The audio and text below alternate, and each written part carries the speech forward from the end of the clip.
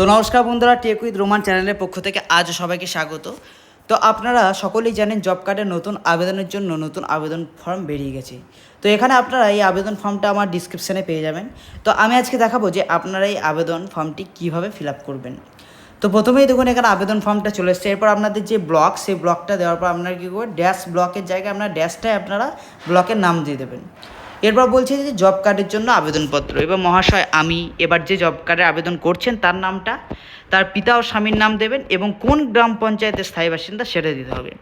এরপর ও ভারতবর্ষের নাগরিক, আমার পরিবারে কোনো জব কার্ড নেই। যদি তোমার পরিবারে যদি জব কার্ড, যে আবেদন করেছে তার পরিবারে যদি জব কার্ড না থাকে তাহলে না, আর যদি থাকে তাহলে কিচ্ছু করার দরকার নেই।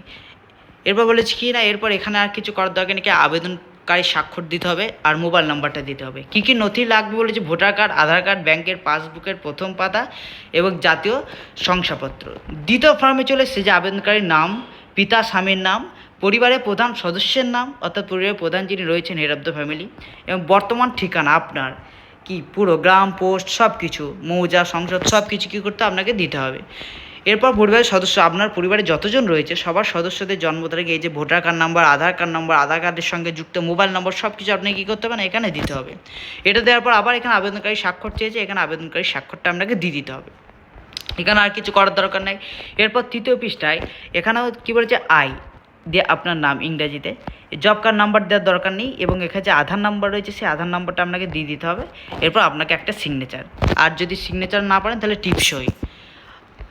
এবং শেষ পাতায় যেটা রয়েছে সেটা হচ্ছে যে এখানেও আপনার যেটা ইংরেজিতে করেন সেটা বাংলাতে, যে আপনার আধার নাম্বার, আপনার নেম দিয়ে এখানে আপনার স্বাক্ষর বা টিপসই দিয়ে নেম দিয়ে আপনাকে কী করতে হবে, এই যে শংসাপত্র যেগুলো রয়েছে, যে কী না ভোটার কার্ড, আধার কার্ড, এগুলো কী করতে হবে, এগুলো দিয়ে আপনাকে জমা দিয়ে দিতে হবে। তো যারা জব কার্ডে আবেদন করছেন তারা অবশ্যই এই ভিডিওটি দেখে আসুন। ভিডিওটি ভালো লাগে অবশ্যই লাইক করবেন, চ্যানেলটি সাবস্ক্রাইব করে দেবেন।